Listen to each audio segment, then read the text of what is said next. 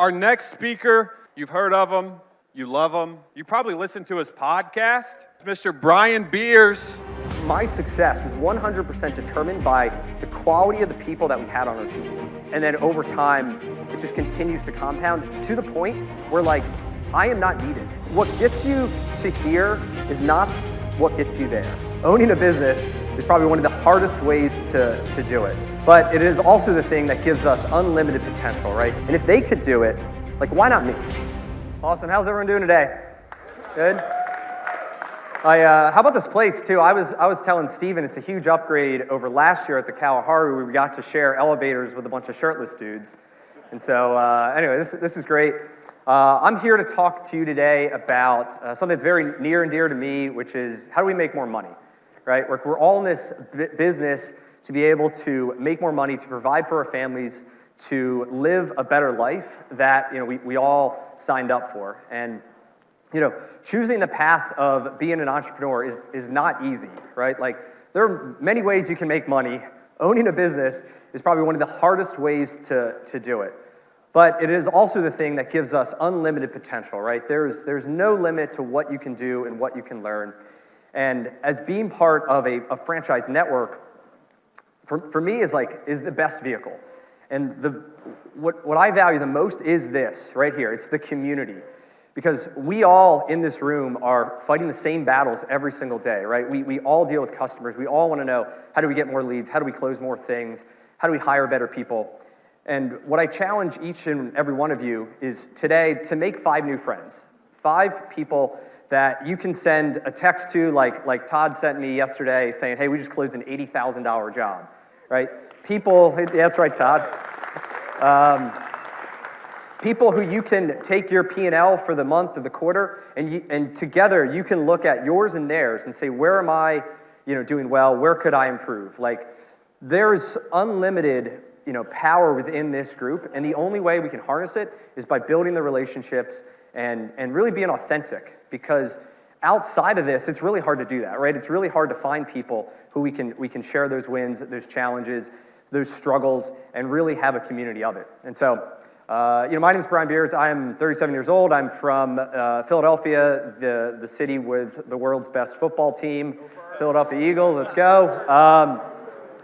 I've been in franchising my entire life, literally my entire life. My dad was a franchisee, became a franchisee in 1976 with my granddad. Together, they bought a single Midas shop in the Philadelphia area.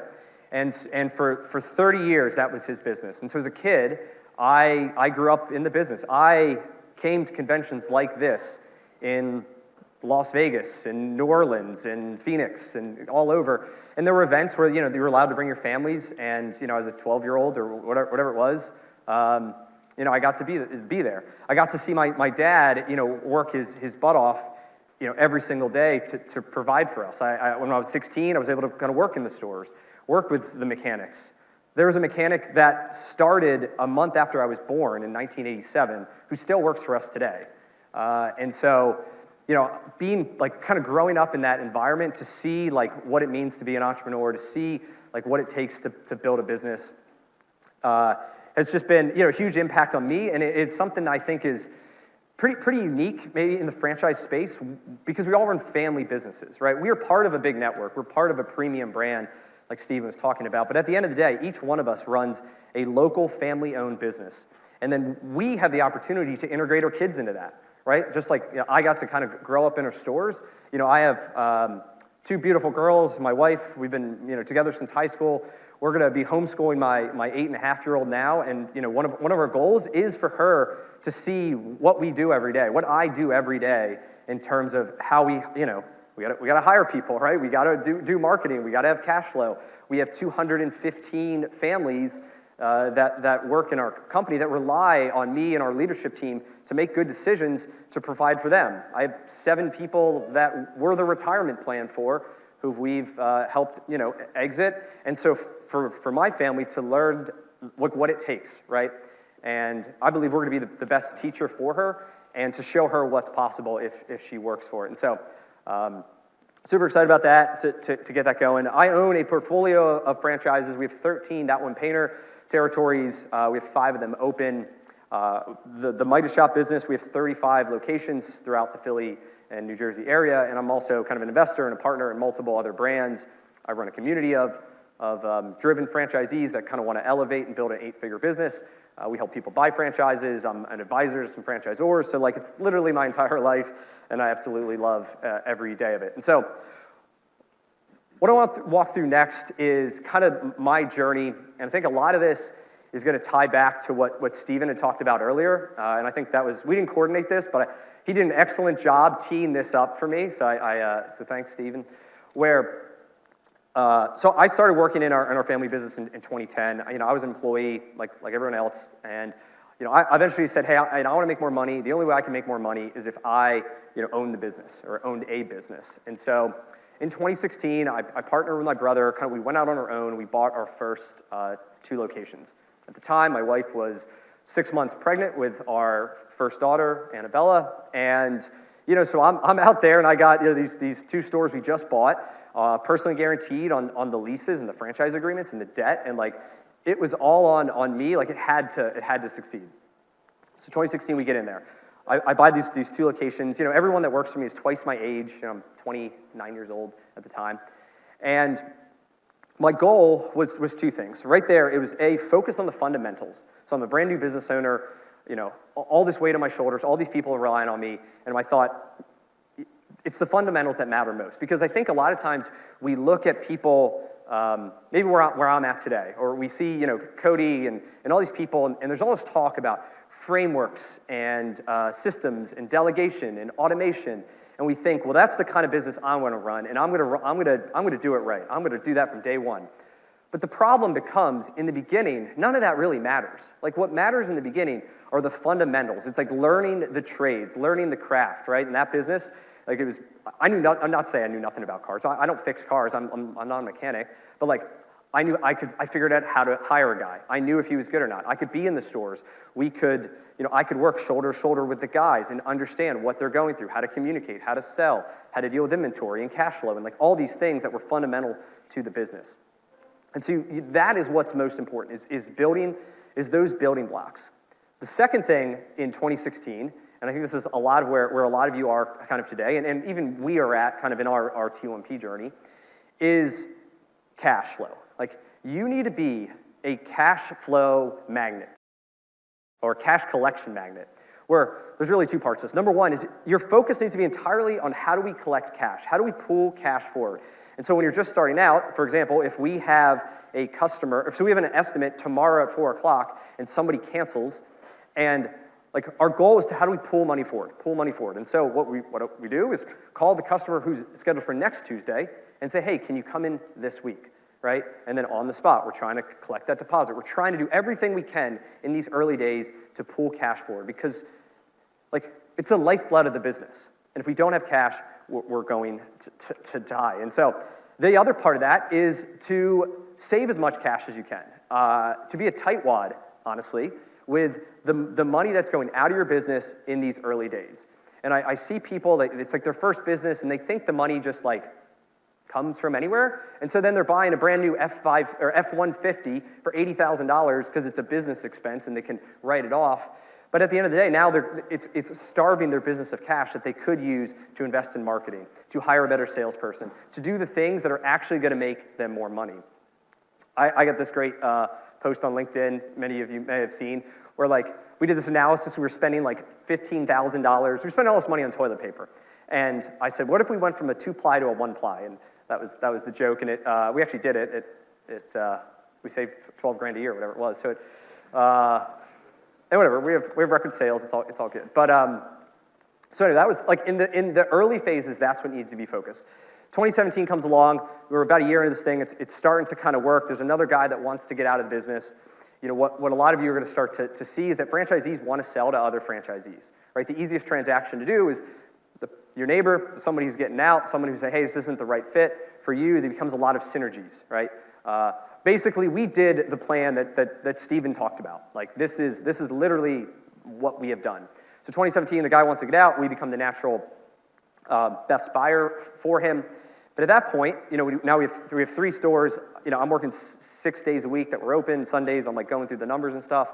And like I have 0 time, right? And I have 0 time to spend with my wife and our new baby. And it's like, this is not what I signed up for, kind of feeling of, I am not there, but I should be there. And I knew that the only way that I could get out of that role is if I started to build the team, right? And I was able to build somebody who could take some of the roles that I was doing off my plate so then I could focus on actually growing the business. And this is I think one of the hardest challenges that we all face is like this chicken or egg, where we want to grow the business, we want to build the team, but to hire that next person, the person who's at the quality and at the level that you need to them, it's a big investment, right? It's $100,000 or whatever it is to get the quality of the person who can actually help you move it forward.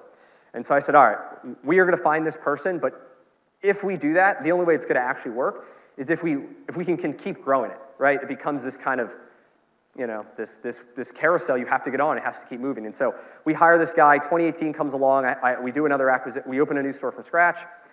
And then I have an opportunity to buy a store that ended up pretty much changing the course of our life. It was a store that was doing about $1 million a year, like a little below average for our system, is making like $120,000 a year.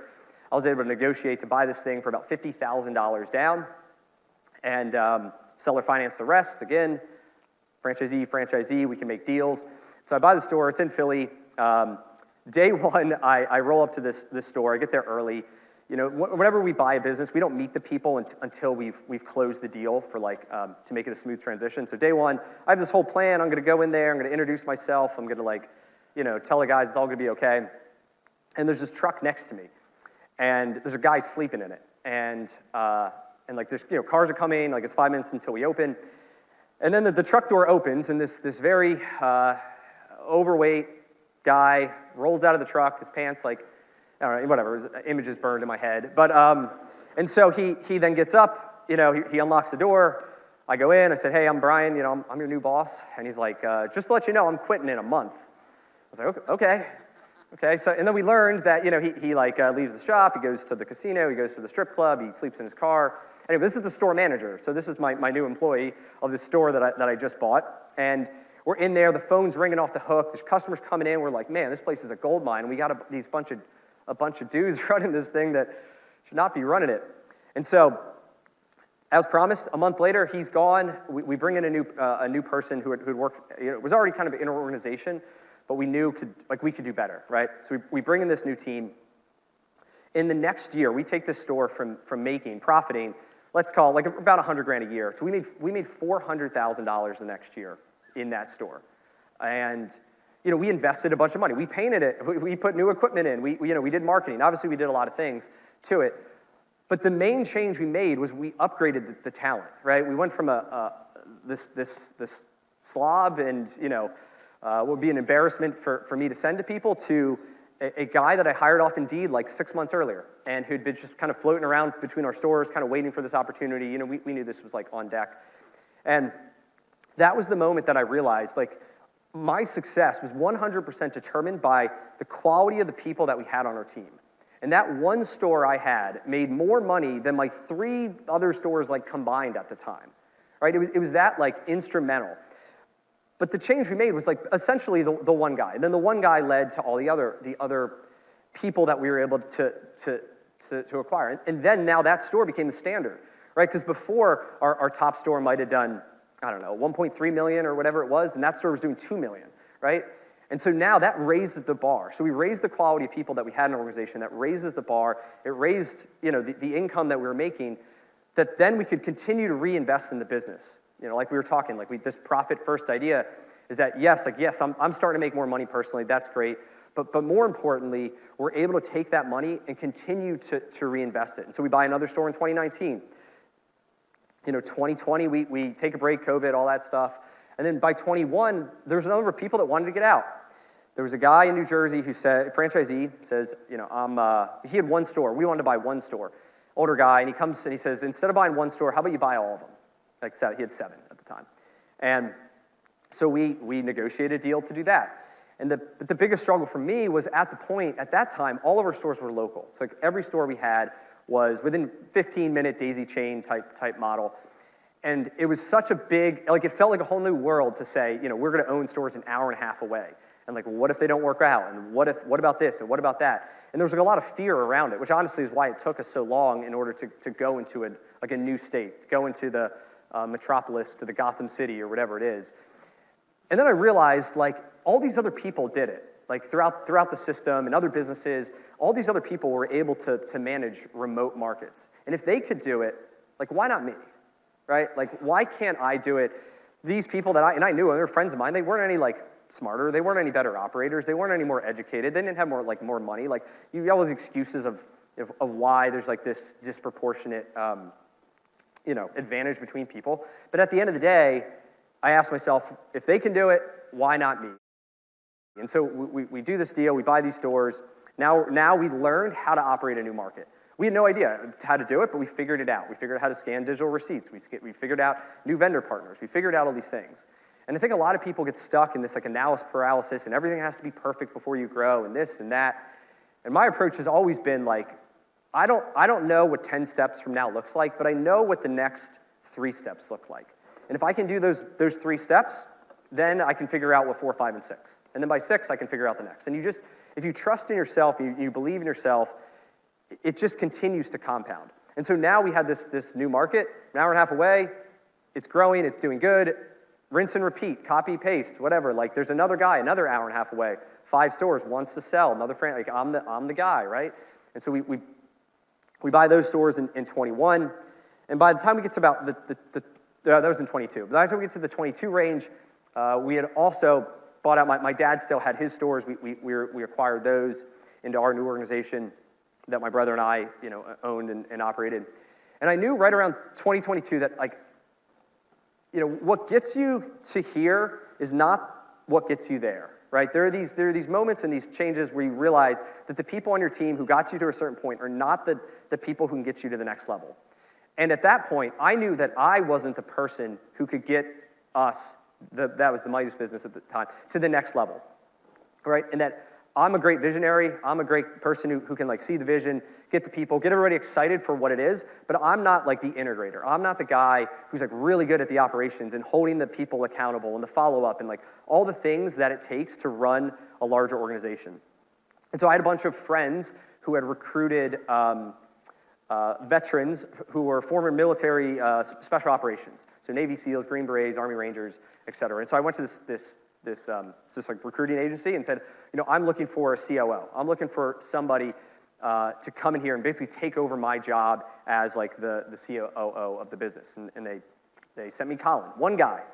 That's all I needed though. And so Colin comes in and he had just retired as an Army Ranger. He was a chief of staff to a general. He was like a leader of a battalion. Like he had 20 years of leadership, of accountability, of execution, of resiliency, of grit, of all these things you cannot teach, right? What he had zero experience with is, franchising, auto repair, like business. But like I knew that stuff really well, right? So like I figured he has the things that I need, and I have the things and I know that I can teach him. And I think a lot of that is like when we're looking at talent and we're looking at bringing on people, like those are the traits that I look for. Like, do they have the ability to learn? Do they have something that they can bring that I don't have? And then they have the ability to learn the things that they need to know. And so I bring Colin on in August of 22. And, within 3 months, by Christmas, I think it was, he had pretty much taken over my role as the COO. And he was way better at it than me. He had the guys like very organized and very systematic and it was great, right? And then I now had more freedom, right? Because he was able to unlock a lot of that freedom to me. And obviously I have to be able to willing to kind of give up control. Totally fine with it, right? And so we keep growing in 23 with more stores. And I'm pretty much almost out of the day-to-day by now. And then in 24, we kind of reached this point where we said, hey, this business is going really well. For me personally, I don't have much involvement in it. And I want to continue to grow outside of this business. And so we learned about, that one painter. And, I really believed in Steven, in the vision, in everything that he was building. And figured, all right, well, we can, I want to repeat this, right? I'm going to take what we did in this business, and I'm going to repeat it in now home services, where there's no four-wall constraints. There's no there's no like physical equipment limitations. There's no CapEx, there's no real estate taxes, there's no, a lot of the constraints that we have been put on our repair business. I wanted to get into home service that was mobile because that didn't have those. And so we get into this thing, we're, a year and a half into it, but there's no limit to what we can build. Our vision is to be the biggest painting company in Philadelphia. I think that's going to take us somewhere between $10 to $15 million a year to do that. And, we're going to be driving to get this thing as soon as we can. And so we're continuing to grow there. My leadership team continues to grow. Our COO is now the CEO of the Midas business, so I literally spend 5 hours a week on the business, and he pretty much runs it. And we have, May was a record month. June, we beat that as a record month. July is going to beat all those numbers. And so we talk about like compound interest, right? Everybody's familiar with like you invest in something and it continues to grow. The same thing happens with your leadership team and your people, where if you invest in good people, they raise the bar that you play at, and that then gives you the payroll budgets to then hire more good people who continue to raise the bar step after step after step. And then over time, it just continues to compound to the point where like, I am not needed, right? And that's like an amazing feeling that the business can continue to grow. We've done 2 acquisitions this year, and I literally had 0 involvement in any of them besides, paying the money and signing all the guarantees and stuff. And that's like super exciting to me.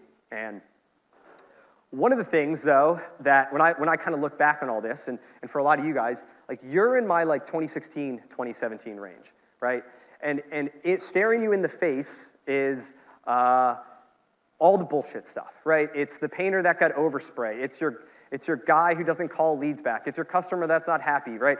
All you're seeing is all this stuff that like just like wears you down every day. And like I want you to know that like we're all standing on diamonds, right? Or maybe it's oil because it's Texas. But like we are all standing on this huge opportunity that has unlimited potential, that has this hockey growth here.